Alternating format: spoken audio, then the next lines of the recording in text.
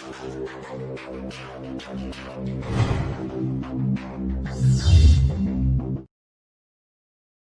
everyone, welcome to my channel Chem Club. Today I am explaining you the Graham's law of diffusion. Before that, the first question that comes in our mind, what is diffusion?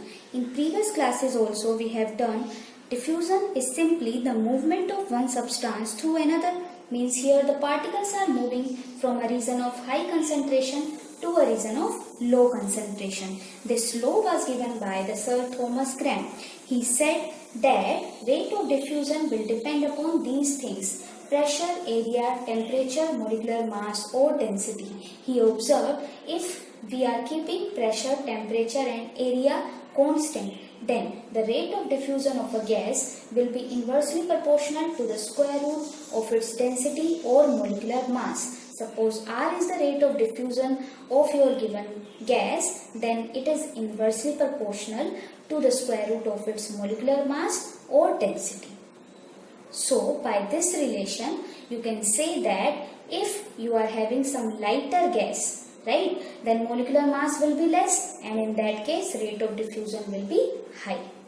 Then, if you want to compare the rate of diffusion for two different gases, say 1 and 2, so in that case you can take the ratio R1 by R2, and that will be equal to the square root of molecular mass of gas 2 upon molecular mass of gas 1, and the same relation is for the densities.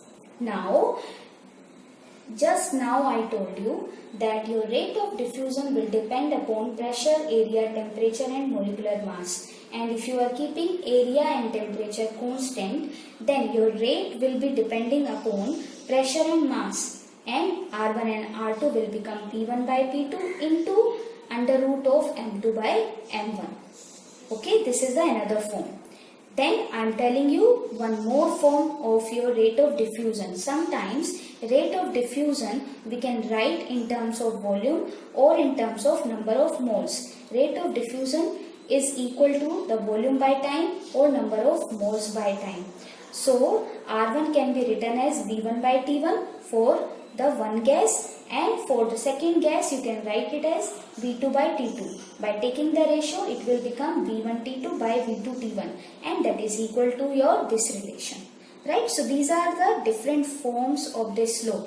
So now you need to decide the form according to your numerical. Right? To get the solution you should be very careful. So please read your numerical very carefully. Now I am telling you some applications of this law. The first application is we can use this law to detect the presence of marsh gas in mines. Second, we can use this in the separation of isotopes such as uranium-235 or uranium-238. The most important application is we can determine the molecular mass or vapor density by this relation. So now I will tell you how to solve the numericals related to this law. So in that example we have two gases, and the gases are hydrogen and sulfur dioxide. So we will compare their rate of diffusion and we will tell which gas will escape faster. The question is how much faster hydrogen does hydrogen escape through a porous container, then your second gas means SO2. So we will start by letting R1 for H2 and R2 we will consider for SO2. Now we know this relation according to the Graham's law. R1 by R2 is equal to the square root of M2 by M1. M2 for SO2 and M1 for H2 means hydrogen. So M1 is 2 into 1 means molecular mass for hydrogen, M2 molecular mass for SO2 means 32 plus 2 is the number of oxygen and 16 is the molecular weight for oxygen. So it will become 64. Now I will put here. So it will become 64 by 2 and finally we will get this 5.637.